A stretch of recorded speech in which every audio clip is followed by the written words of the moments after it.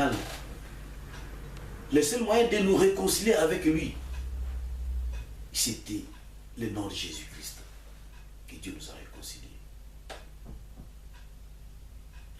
À la fin, il a dit, je vous avertis, si vous ajoutez et vous retranchez, vous serez aussi retranchés.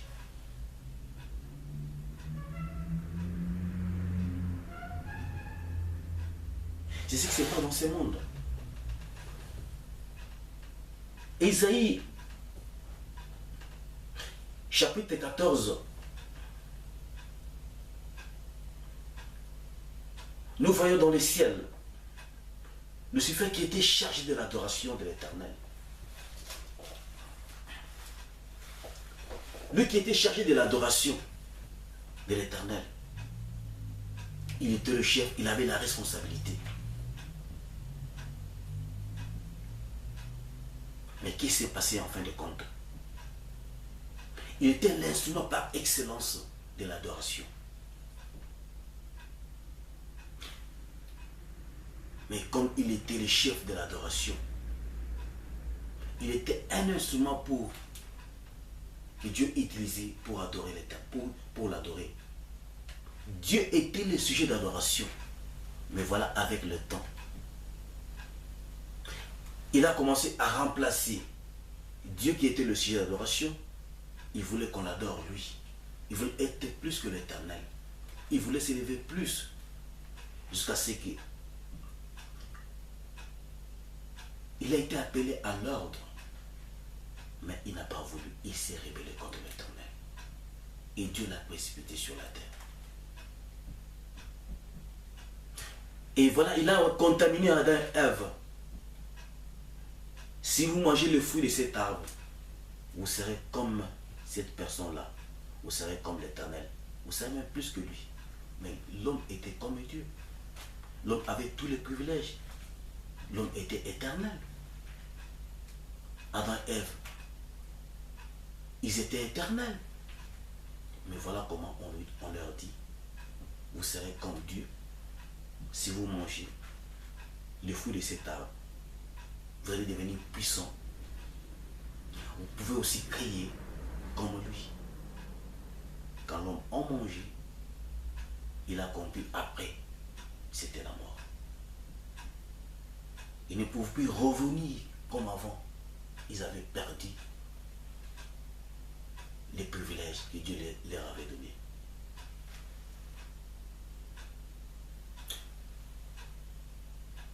Dieu était le sujet d'adoration. Voilà. Que Dieu soit le sujet d'adoration de leur vie. Voilà, ils ont voulu changer ce que Dieu avait dit. Et le diable devenait le sujet de leur adoration.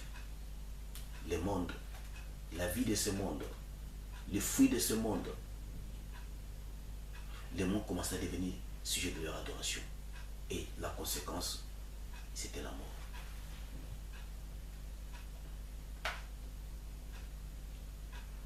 Ils ont voulu ajouter ce que Dieu n'avait pas voulu qu'il ajoute.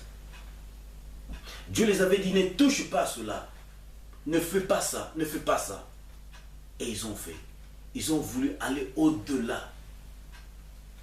Et Dieu les avait confondus.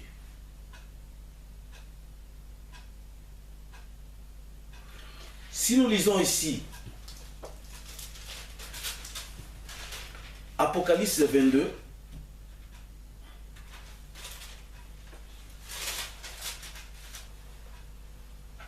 chapitres 8 et 9,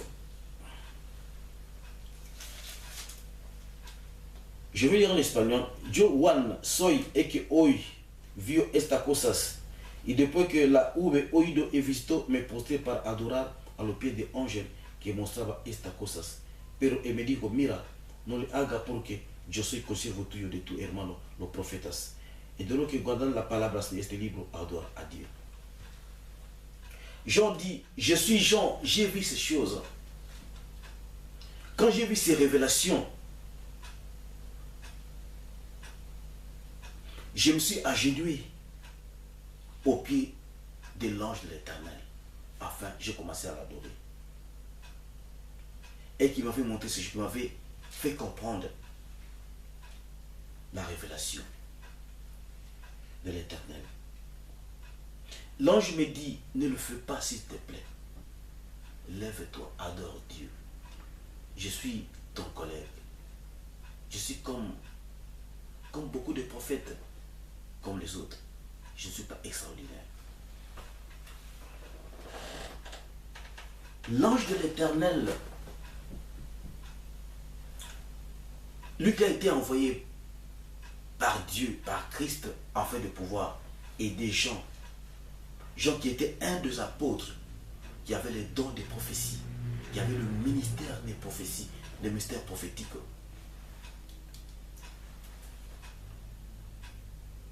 Dieu avait révélé à Jean l'Apocalypse dans l'île de Patmos. Dieu lui a parlé sur la venue du Christ, le retour du Christ. Et Dieu avait envoyé l'ange afin de pouvoir ouvrir les yeux spirituels, les oreilles spirituelles, afin de pouvoir non seulement voir, mais comprendre et expliquer aussi l'Apocalypse.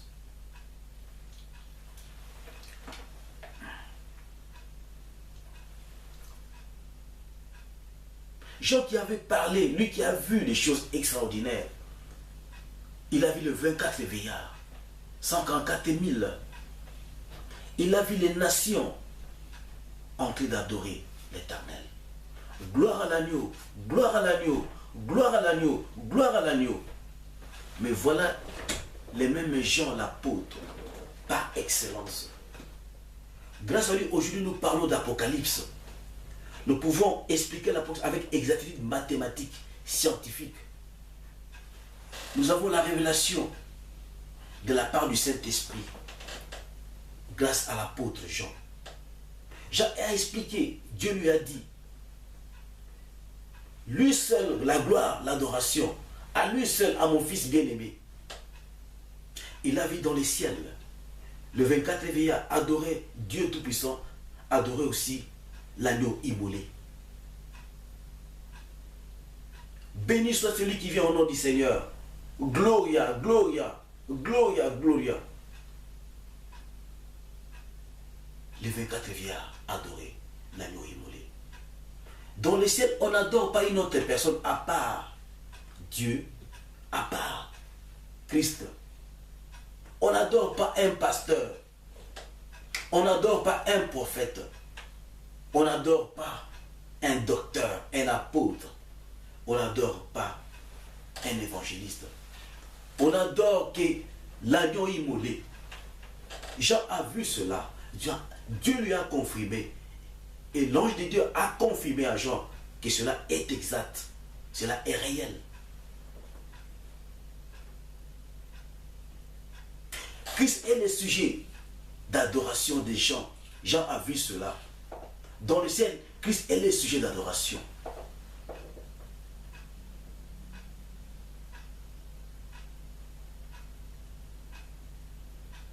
Mais voilà, à la fin des comptes, lui, Jean qui a vu cela, il s'est agenouillé devant l'ange de l'Éternel, afin d'adorer l'ange de l'Éternel. Parce que l'ange avait ce que nous appelons, il avait l'onction.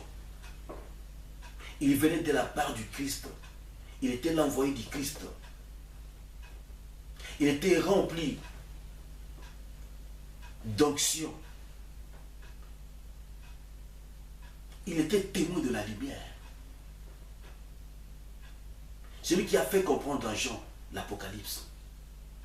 Et Jean voulait l'adorer. Voilà la récompense de Jean à Dieu. C'était adorer un envoyé de l'Éternel, qui était un ange.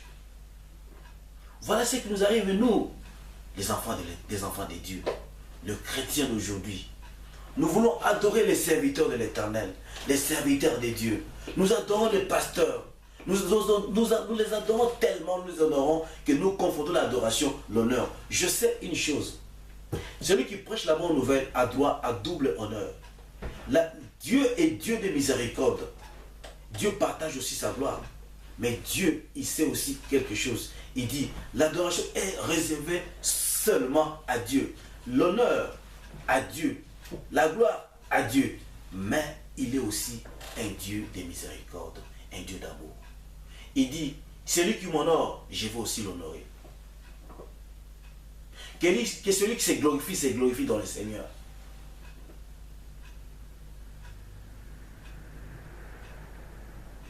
Honore ton père et ta mère. Celui qui enseigne a droit à double honneur. Nous devons honorer les serviteurs de Dieu, mais nous ne devons pas adorer les serviteurs de Dieu. Si l'honneur n'est pas compris par un serviteur de Dieu, souvent l'honneur change avec le temps, avec l'idolâtrie. Et l'honneur produit l'orgueil, le cul de la personnalité et l'idolâtrie. Voilà un serviteur de Dieu, lui qui était rempli d'onction.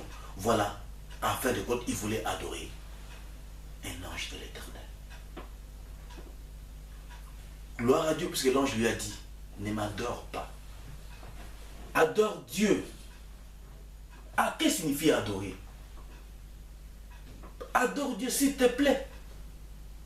Je suis ton collègue. Je ne suis pas plus que toi. L'ange était très prudent. Il ne voulait pas tomber dans le piège de Lucifer. Car dans le ciel, il savait que Lucifer était son confrère. Mais maintenant, il ne l'était plus. Car il était devenu l'opposant.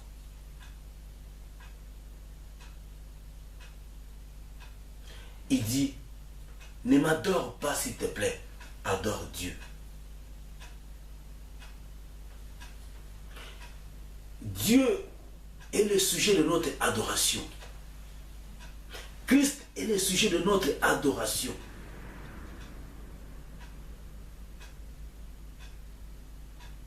Moi, je ne suis pas sujet de ton adoration. L'ange n'est pas sujet de ton adoration. L'onction que toi, tu as, ça ne te donne pas un privilège afin que les gens puissent t'adorer. N'est pas un alibi, n'est pas un prétexte afin que les gens t'adorent. Voilà, l'ange n'a pas voulu que Jean l'adore. Adore Dieu. Que qui soit réellement le sujet de ton adoration, Jean, non pas moi. Moi, je suis qu'un envoyé.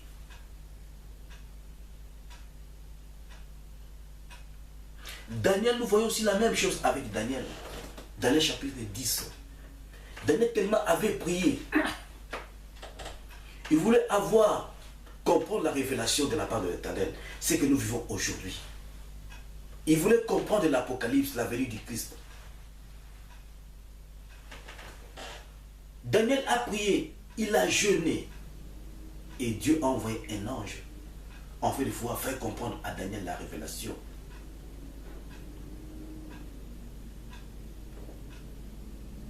Daniel avait vu, Dieu lui avait révélé dans les derniers jours.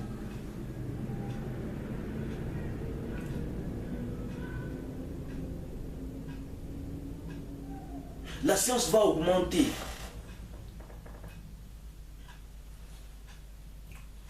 Dans les derniers jours, les gens vont commencer à voyager par-ci, par-là. Il y aura des mouvements de va-et-vient.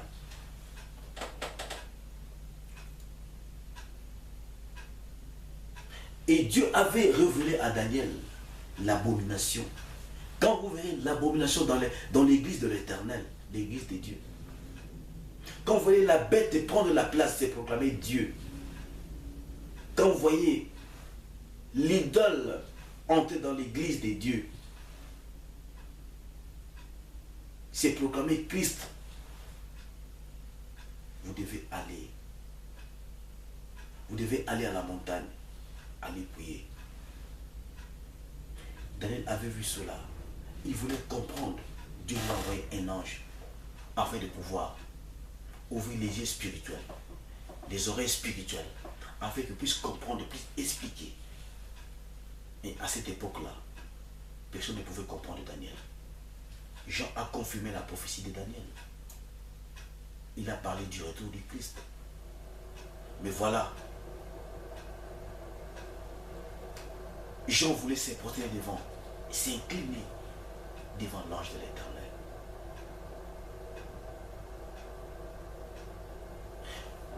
Nous voyons Christ, Jésus-Christ dans Matthieu 4, chapitre 4. Après avoir jeûné, elle a été transportée en esprit par le diable. Je te donne la gloire de ce monde, mais prosterne-toi devant moi. Christ a dit, tu adoreras que ton Dieu seul, à qui tu serviras. Il servira.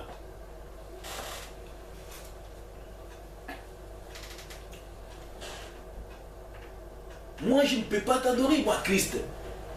Moi qui t'ai créé. Toi, tu étais un ange. Oui, tu es déchu. Mais comment moi, je vais m'incliner devant toi, je vais t'adorer?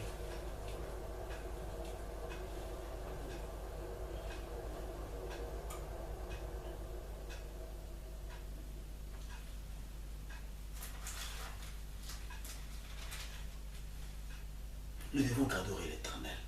Nous devons adorer Christ. Que Christ est le sujet de notre adoration. Christ doit rester le sujet de notre adoration.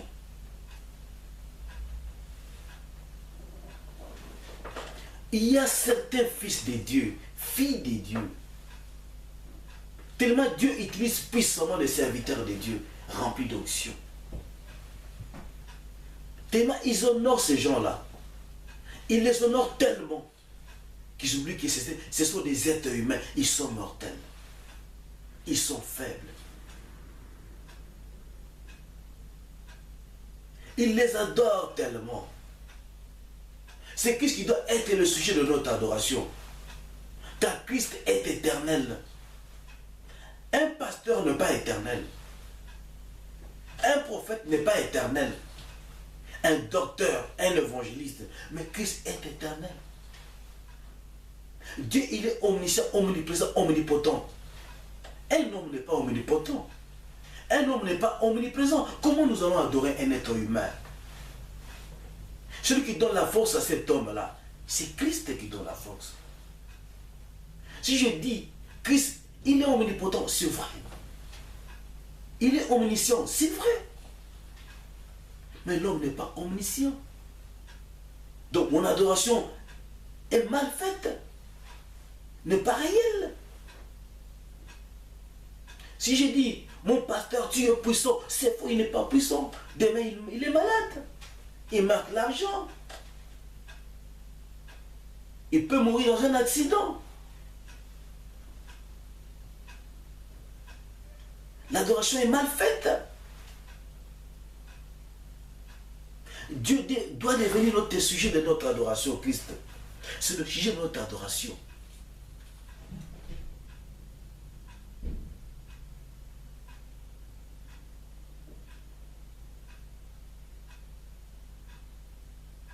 Nous devons faire très attention à cela, serviteurs de l'Éternel.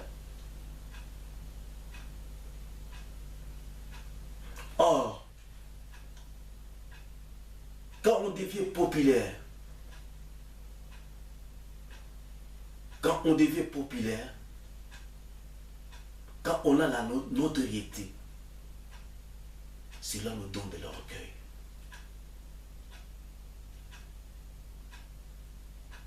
Nous avons vu avec Pharaon. Toute autorité vient de Dieu. Il était puissant. Le maître de double demeure. Mais il ne voulait pas lâcher la chose de Dieu. Puisqu'il avait la puissance. Il avait le char. Il avait l'armée. Il avait tout. Il s'opposait à Dieu.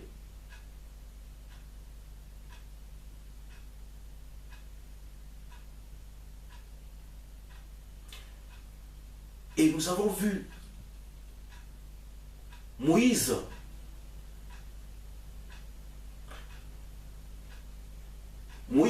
a quitté Égypte avec le peuple israélite. Parce que Dieu est puissant. Il est omnipotent. Quand Moïse a quitté, il est arrivé dans les déserts.